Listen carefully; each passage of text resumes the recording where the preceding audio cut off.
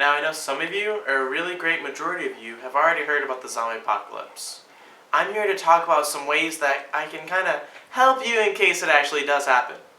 I know a lot of you think, oh, it's just fiction, it's never going to happen, but in this day and age, anything is possible, especially with viruses. Now the first thing you need to do is stay absolutely calm. As long as you're calm, you're fine.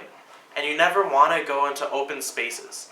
Typically, when it first happens, there'll be alarms and the government will be in a state of emergency, but they won't try to do anything. That's when you have to stay holed up in your home. You always want to border your house first and make sure it's zombie proof. You could get strands of string, put cans on them or anything that makes noise, and lay them around the outside of your perimeter, so that way, in case anyone enters or you hear any zombies, you'll know. So that way, you'll be safe, obviously. Some good stuff to have would be water, typically 1 gallon per person a day. Food, which canned food, non-perishables, those are always good. You always want to have medication, just in case something goes wrong as well. Tools and supplies are really good in this case as well. You always want to have clothing and bedding, typically long sleeve clothes, so that way zombies can't bite your skin. And you always want to have it tight, so that way they don't grab you. And you always want to put your hair back or cut your hair, so that way they can't grab you and pull you down and eat you. And it's always good to always have important documents, like maps, or I guess money, in case the government does come back from this tragic event. But it's always good to know your area and your surrounding area in case you have to go on a supply run.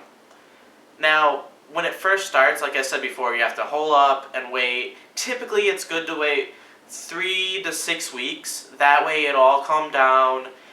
Everyone will kind of turn into zombies in case they're not following proper instructions. But as long as you stay holed up and wait, it'll be good. I know you're going to want to probably go with your family, friends, try to panic, but that's a bad idea.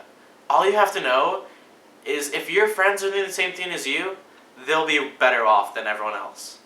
If you want, you could probably make 1 or 2 meeting spots. I know with me and my friends, if it ever does happen, we always are going to meet up either in the north or go to Galveston and try to find a boat.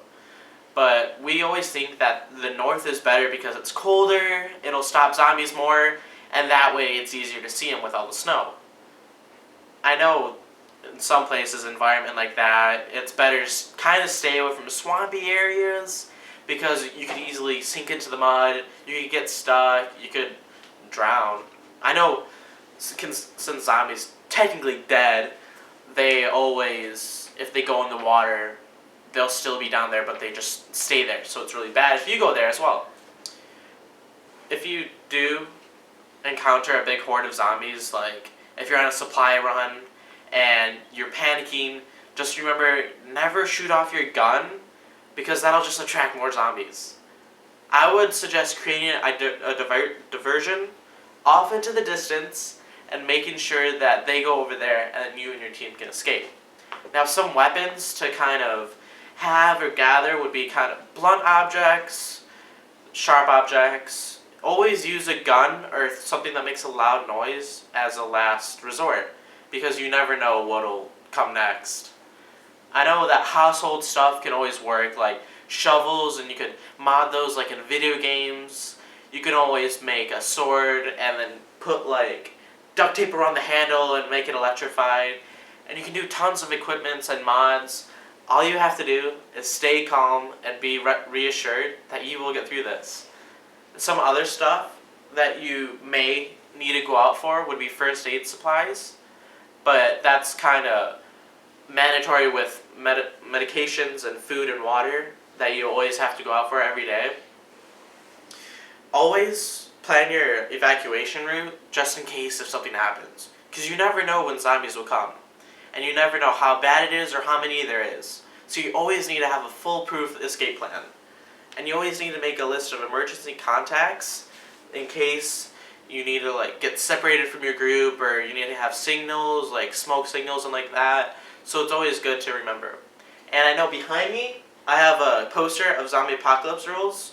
And there's 20 of them. And the last one I think is the most important because it says go all the way, which is rule number 20, and it says when you kill it, it's not automatically dead. You always have to like double shoot it and like that, and always make sure to aim for the brain.